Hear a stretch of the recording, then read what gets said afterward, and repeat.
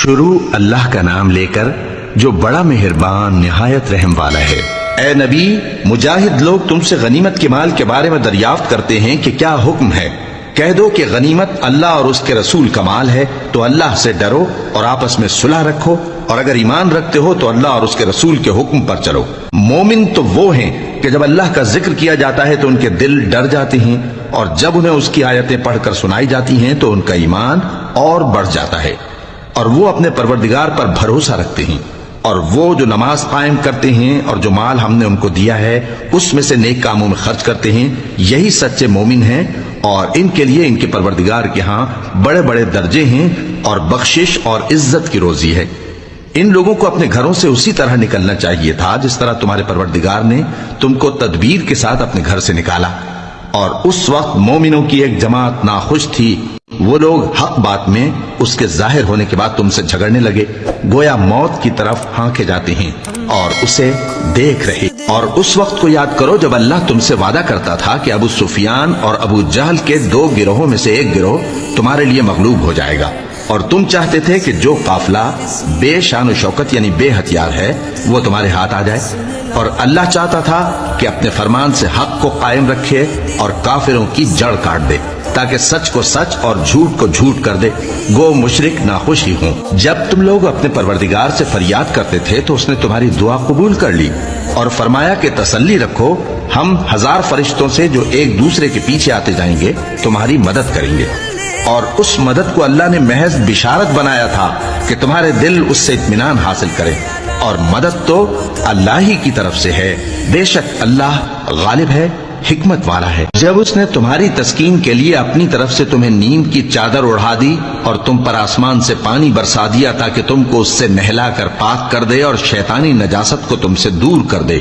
اور اس لیے بھی کہ تمہارے دلوں کو مضبوط کر دے اور اس سے تمہارے پاؤں جمائے رکھے۔ جب تمہارا پروردگار فرشتوں کو ارشاد فرماتا تھا کہ میں تمہارے ساتھ ہوں، تم مومنوں کو تسلی دو کہ ثابت قدم رہیں، میں ابھی کافروں کے دلوں میں رعب و ہیبت ڈالے دیتا ہوں، سو ان کی گردنیں اڑا دو اور ان کی پور پور توڑ دو۔ یہ سزا اس لیے دی گئی کہ انہوں نے اللہ اور اس کے رسول کی مخالفت کی، اور جو شخص اللہ اور اس کے رسول کی مخالفت کرتا ہے تو اللہ بھی سخت عذاب دینے والا ہے۔ یہ مزہ تو یہاں چکھو، اور یہ سمجھ لو کہ کافروں کے لیے آخرت میں دوزخ کا عذاب بھی تیار ہے۔ اے اہل ایمان، جب میدان جنگ میں کفار سے تمہارا مقابلہ ہو تو ان سے پیٹھ نہ پھیرنا۔ جو شخص جنگ کے روز اس صورت کے سوا کہ لڑائی کے لیے کنارے کنارے چلے یعنی حکمت عملی سے دشمن کو مارے یا اپنی فوج میں جا ملنا چاہے، ان سے پیٹھ پھیرے گا تو سمجھو کہ وہ اللہ کے غضب میں گرفتار ہو گیا،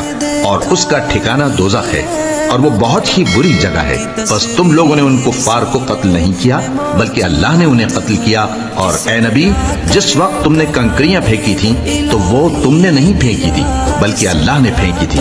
اس سے غرض یہ تھی کہ مومنوں کو اپنے احسانوں سے اچھی طرح آزما لے، بے شک اللہ سنتا ہے، جانتا ہے۔ ہوا بھی یوں ہی، اور کچھ شک نہیں کہ اللہ کافروں کی تدبیر کو کمزور کر دینے والا ہے۔ کافروں، اگر تم فیصلہ چاہتے ہو تو تمہارے پاس فیصلہ آ چکا،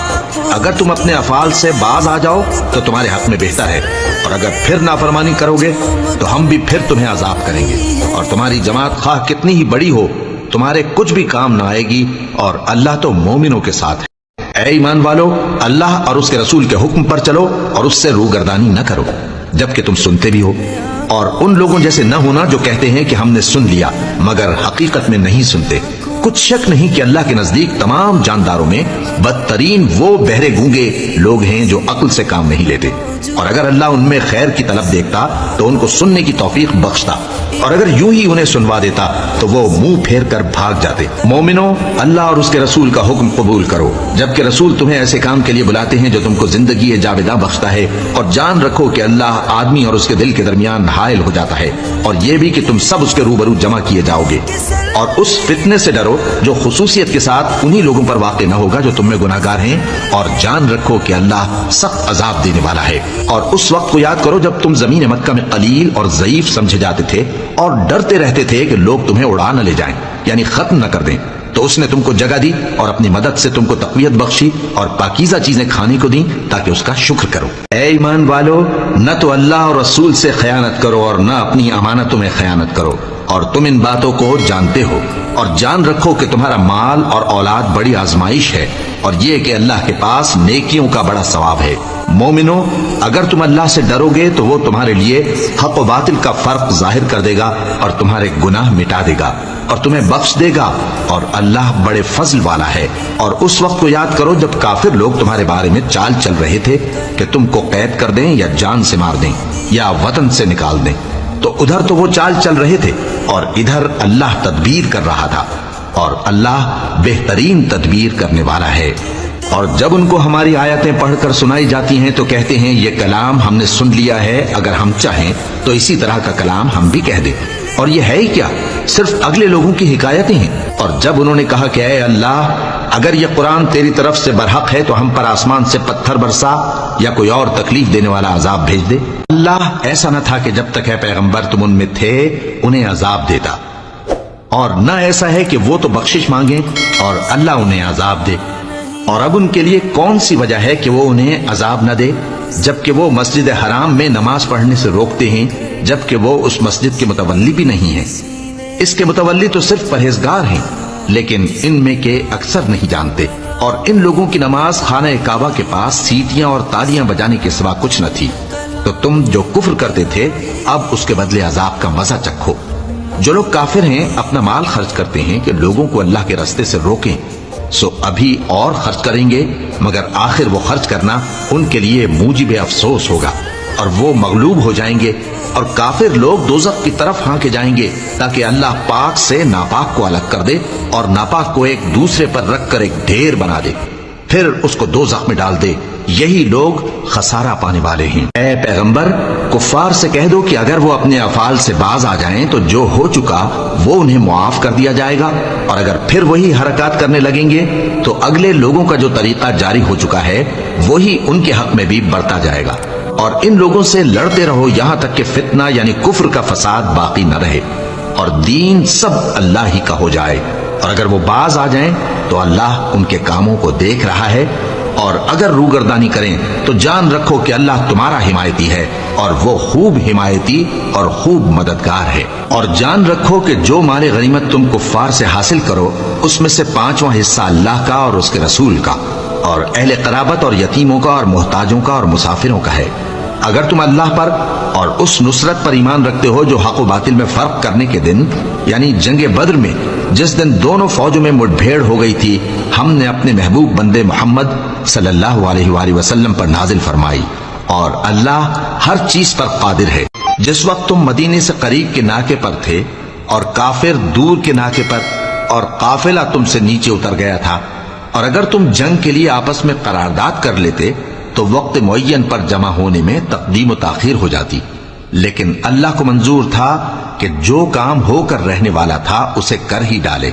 تاکہ جو مرے بصیرت پر یعنی یقین جان کر مرے، اور جو جیتا رہے وہ بھی بصیرت پر یعنی حق پہچان کر جیتا رہے۔ اور کچھ شک نہیں کہ اللہ سنتا ہے، جانتا ہے۔ اس وقت اللہ نے تمہیں خواب میں کافروں کو تھوڑی تعداد میں دکھایا تھا، اور اگر بہت کر کے دکھاتا تو تم لوگ جی چھوڑ دیتے اور جو کام درپیش تھا اس میں جھگڑنے لگتے، لیکن اللہ نے تمہیں اس سے بچا لیا، بے شک وہ سینوں کی باتوں تک سے واقف ہے۔ اور اس وقت جب تم ایک دوسرے کے مقابل ہوئے تو کافروں کو تمہاری نظروں میں تھوڑا کر کے دکھاتا تھا اور تم کو ان کی نگاہوں میں تھوڑا کر کے دکھاتا تھا، تاکہ اللہ کو جو کام کرنا منظور تھا اسے کر ڈالے، اور سب کاموں کا رجوع اللہ ہی کی طرف ہے۔ اس وقت منافق اور کافر جن کے دلوں میں بیماری تھی کہتے تھے کہ ان لوگوں کو ان کے دین نے مغرور کر رکھا ہے، اور جو شخص اللہ پر بھروسہ رکھتا ہے تو اللہ غالب ہے، حکمت والا ہے۔ اور کاش تم اس وقت کی کیفیت دیکھو جب فرشتے کافروں کی جانیں نکالتے ہیں کہ ان کے چہروں اور پیٹھوں پر مارتے جاتے ہیں اور کہتے ہیں اب آگ کے عذاب کا مزہ چکھو، یہ ان اعمال کی سزا ہے جو تمہارے ہاتھوں نے آگے بھیجے ہیں۔ اور یہ جان رکھو کہ اللہ بندوں پر ظلم نہیں کرتا، جیسا حال فرعونیوں اور ان سے پہلے لوگوں کا ہوا تھا ویسا ہی ان کا ہوا کہ انہوں نے اللہ کی آیتوں سے کفر کیا تو اللہ نے ان کے گناہوں کی سزا میں ان کو پکڑ لیا۔ بے شک اللہ زبردست ہے، سخت عذاب دینے والا ہے۔ یہ اس لیے کہ جو نعمت اللہ کسی قوم کو دیا کرتا ہے، جب تک وہ خود اپنے دلوں کی حالت نہ بدل ڈالیں اللہ اسے نہیں بدلا کرتا، اور اس لیے کہ اللہ سنتا جانتا ہے۔ جیسا حال فرعونیوں اور ان سے پہلے لوگوں کا ہوا تھا ویسا ہی ان کا ہوا۔ انہوں نے اپنے پروردگار کی آیتوں کو جھٹلایا تو ہم نے ان کو ان کے گناہوں کے سبب ہلاک کر ڈالا اور فرعونیوں کو ڈبو دیا، اور وہ سب ظالم تھے۔ جانداروں میں سب سے بدتر اللہ کے نزدیک وہ لوگ ہیں جو کافر ہیں، سو وہ ایمان نہیں لاتے۔ جن لوگوں سے تم نے صلح کا عہد کیا ہے پھر وہ ہر بار اپنے عہد کو توڑ ڈالتے ہیں اور اللہ سے نہیں ڈرتے، اگر تم ان کو لڑائی میں پاؤ تو انہیں ایسی سزا دو کہ جو لوگ ان کے پس پشت ہوں وہ ان کو دیکھ کر بھاگ جائیں۔ عجب نہیں کہ ان کو اس سے عبرت ہو۔ اور اگر تم کو کسی قوم سے دغابازی کا خوف ہو تو ان کا عہد انہی کی طرف پھینک دو کہ اس طرح تم سب برابر ہو جاؤ۔ کچھ شک نہیں کہ اللہ دغابازوں کو دوست نہیں رکھتا، اور کافر یہ خیال ہرگز نہ کریں کہ وہ آگے نکل گئے ہیں، وہ ہمیں عاجز نہیں کر سکتے۔ اور جہاں تک ہو سکے فوج کی جمعیت کے زور سے اور گھوڑوں کے تیار رکھنے سے ان کے مقابلے کے لیے مستعد رہو، کہ اس سے اللہ کے دشمنوں اور تمہارے دشمنوں اور ان کے سوا اور لوگوں پر جن کو تم نہیں جانتے اور اللہ جانتا ہے ہیبت بیٹھی رہے گی، اور تم جو کچھ اللہ کی راہ میں خرچ کرو گے اس کا ثواب تم کو پورا پورا دیا جائے گا اور تمہارا ذرا نقصان نہ کیا جائے گا۔ اور اگر یہ لوگ صلح کی طرف مائل ہوں تو تم بھی اس کی طرف مائل ہو جاؤ، اور اللہ پر بھروسہ رکھو، کچھ شک نہیں کہ وہ سب کچھ سنتا ہے جانتا ہے۔ اور اگر یہ چاہیں کہ تم کو فریب دیں تو اللہ تمہیں کفایت کرے گا، وہی تو ہے جس نے تم کو اپنی مدد سے اور مسلمانوں کی جمعیت سے تقویت بخشی اور ان کے دلوں میں الفت پیدا کر دی، اور اگر تم دنیا بھر کی دولت خرچ کرتے تب بھی ان کے دلوں میں الفت پیدا نہ کر سکتے، مگر اللہ ہی نے ان میں الفت ڈال دی، بے شک وہ زبردست ہے، حکمت والا ہے۔ اے نبی، اللہ تم کو اور مومنوں کو جو تمہارے پیرو ہیں کافی ہے۔ اے نبی، مسلمانوں کو جہاد کی ترغیب دو۔ اگر تم میں 20 آدمی ثابت قدم رہنے والے ہوں گے تو 200 کافروں پر غالب رہیں گے، اور اگر 100 ایسے ہوں گے تو 1000 پر غالب رہیں گے، اس لیے کہ کافر ایسے لوگ ہیں کہ کچھ بھی سمجھ نہیں رکھتے۔ اب اللہ نے تم پر سے بوجھ ہلکا کر دیا اور معلوم کر لیا کہ ابھی تم میں کسی قدر کمزوری ہے، پس اگر تم میں 100 ثابت قدم رہنے والے ہوں گے تو وہ 200 پر غالب رہیں گے، اور اگر 1000 ہوں گے تو اللہ کے حکم سے 2000 پر غالب رہیں گے، اور اللہ ثابت قدم رہنے والوں کا مددگار ہے۔ پیغمبر کو شایع نہیں کہ اس کے قبضے میں قیدی رہیں جب تک کافروں کو قتل کر کے زمین میں کثرت سے خون نہ بہا دے۔ تم لوگ دنیا کے مال کے طالب ہو اور اللہ آخرت کی بھلائی چاہتا ہے، اور اللہ غالب ہے، حکمت والا ہے۔ اگر اللہ کا حکم پہلے نہ ہو چکا ہوتا تو جو فدیہ تم نے لیا ہے اس کے بدلے تم پر بڑا عذاب نازل ہوتا۔ اب جو مال غنیمت تمہیں ملا ہے اسے کھاؤ کہ وہ تمہارے لیے حلال طیب ہے،